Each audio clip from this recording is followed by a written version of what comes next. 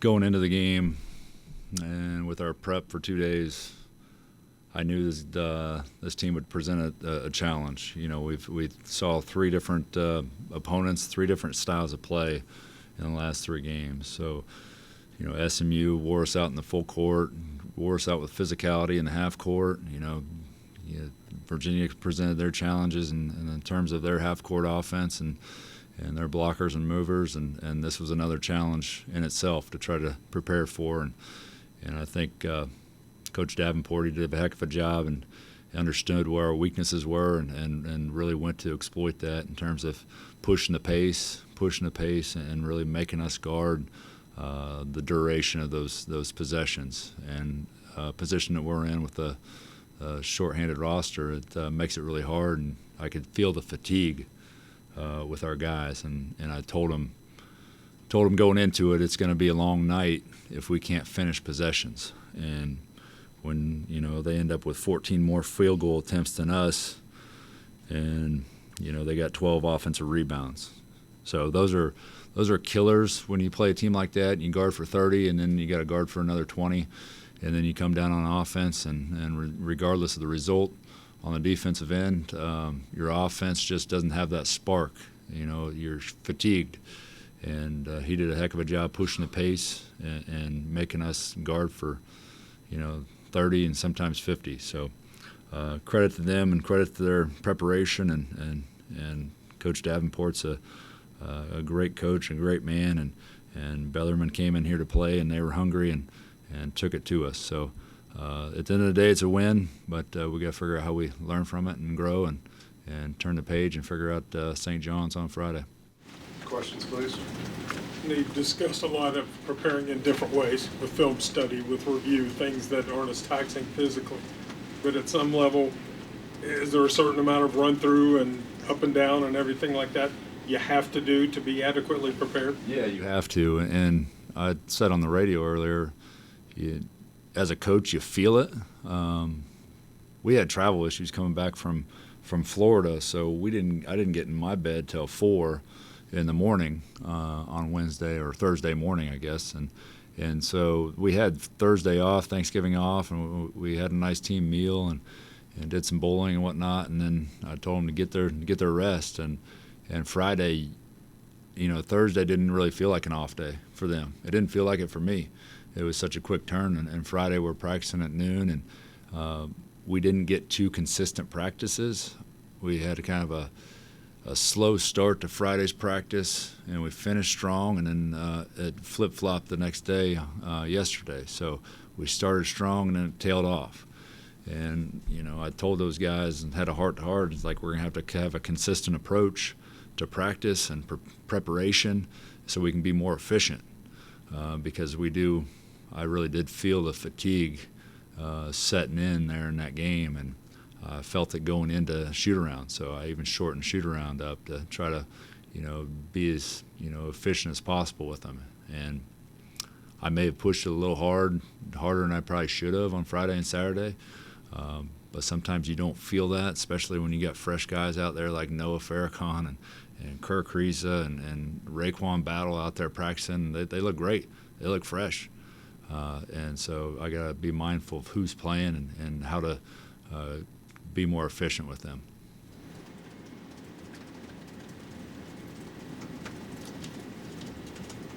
Coach, I think this was Offrey's third game he's started.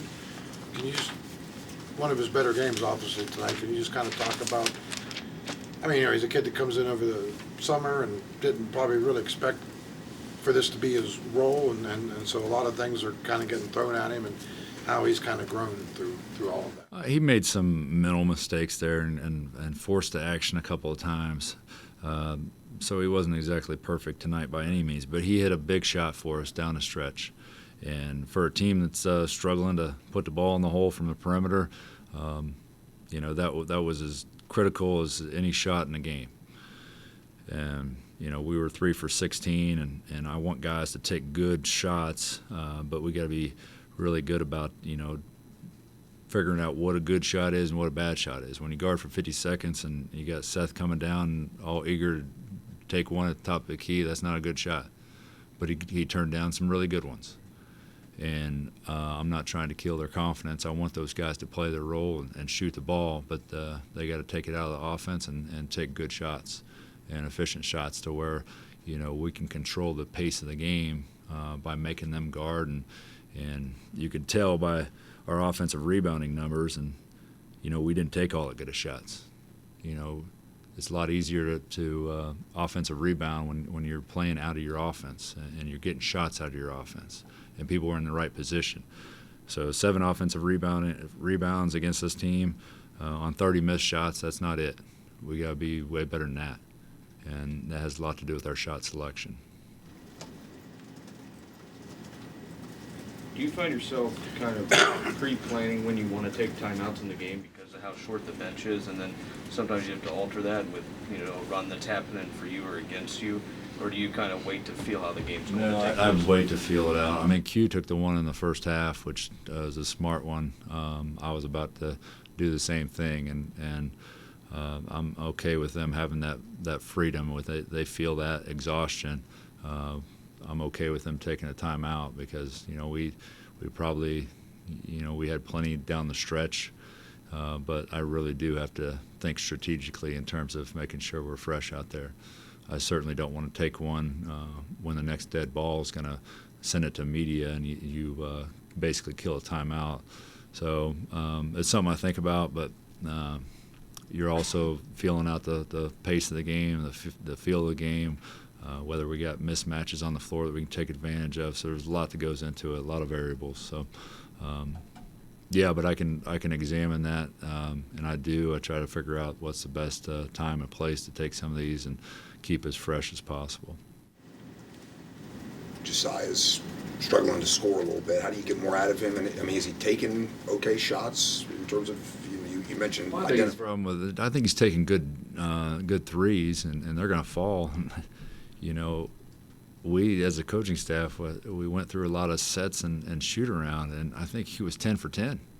I really do. He was making every shot. So I don't know what flipped the switch, when came game time, but I told him, you guys got to get out of your own head and keep repping those shots because we're going to need you to make them.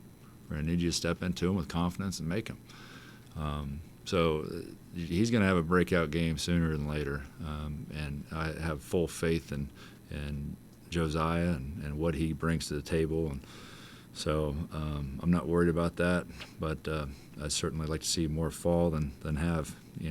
He's struggled a few games, but still have a high belief in him. 100% have a high belief in him, and I want him to take good shots. Probably my biggest gripe with JoJo is sometimes he'll take it to the rim and he's not playing with confidence even when he's driving it. When he's driving it, he's got to really get his head up on the rim and finish, high and strong. Josh, you've discussed the support you and the program are trying to provide to Raekwon. Same kind of thing for Ofri? Any differences in that approach? Is it just as simple as, hey, we're here for you, or are there specific things you're doing? No, I mean, there isn't a whole lot you can do specifically. I mean, you check on them and touch base with them as much as you can, like how are things at home. I think when people know that you care, and we truly do care about our players, they're very receptive. So Ofri really likes it here, and he's in a good spot. No, we certainly have a lot of guys with some challenging, backgrounds and families and situations, and Ofri's no different than Raekwon, and I need them to feel like they're loved and supported, and they are loved and supported, and so no, those guys have a lot on their mind, a lot going on. It's part of being a team and coming together each and every day, and I think even the locker room, those guys are close and take care of one another, and that can't make me happier. That was kind of my second question. Do you think that can kind of help? One guy sees another guy that says, hey, you've got something similar to me, or you're going through this, and they know that, hey, if I feel this way, I can help you feel better about it. Specifically to Raekwon, I mean, Raekwon, he thrives on hope. He thrives on optimism, and it's a shame that he's getting the treatment he's getting, because I would have thought, and I've said it over and over in the media, I think it's a no-brainer for Raekwon to get immediate eligibility. But what they're seeing that we're not, and I just feel like in a lot of ways they're moving the goalposts on us, and it's a shame, because Raekwon deserves to be playing basketball and he deserves to be with his team. And I certainly feel for Raekwon if he loses that hope and loses that optimism, where he goes from there with his mental state. And I can do everything I can. I will do everything I can to keep his head held high, but that ain't easy. What he's going through right now. It ain't easy on our team. It ain't easy in that locker room, because we feed off each other's emotion. And if a guy that's as positive and optimistic as he is starts hanging his head, that's going to start affecting everybody in that locker room. How much will making a few threes help take the pressure off Jesse? Yeah, I mean. For you were like 1 for 13 and from 3-point. Yeah, I mean it should take a lot of pressure off of him. Teams are going to look at the numbers. They're going to start scouting us and bringing They might even start sending triple teams down if we can't make a shot. So they're going to throw as many bodies as we can at those guys and down low, and it can't be Quinn and Jesse our only scoring threats. We got to have a balanced attack, and that's where I talked on the radio show. Kobe, I need to probably utilize him more with his size and strength, with a lot of mismatches that we have with him. But those guys around him got to figure out how to get some more production out of them, and that can be a flip of a switch, because they're all capable. Hey Josh, in practice, Kerr will be back soon. When do you ease him in? Do you have him doing anything with your ones, I guess, so far? And then the phone may ring one day and Raekwon may be available. Who knows, right? That's the hope. Do you do anything with him in practice just in case that does happen? Well, I haven't really put those guys on first team much. They've been pretty much scout team at this point. But I have put a lot of thought into it. I know Raekwon, and his understanding of everything we're doing, they have a high understanding. He has a high understanding. Kerr has a high understanding. They're staying very much engaged.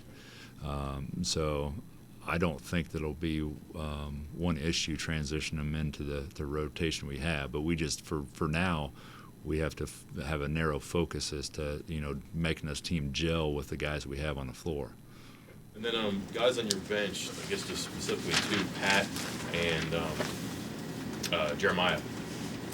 If you can't practice a whole lot, that just naturally just kind of slows their transition development. Do you do anything on the side with them? Do you have them do extra stuff just so they can get some more in the event that you do need that? Yeah, they get a lot of reps in practice. Jeremiah, he's been hampered with some injury, so he probably could have run him out there against Virginia, but wasn't probably the best game for him to run him out there.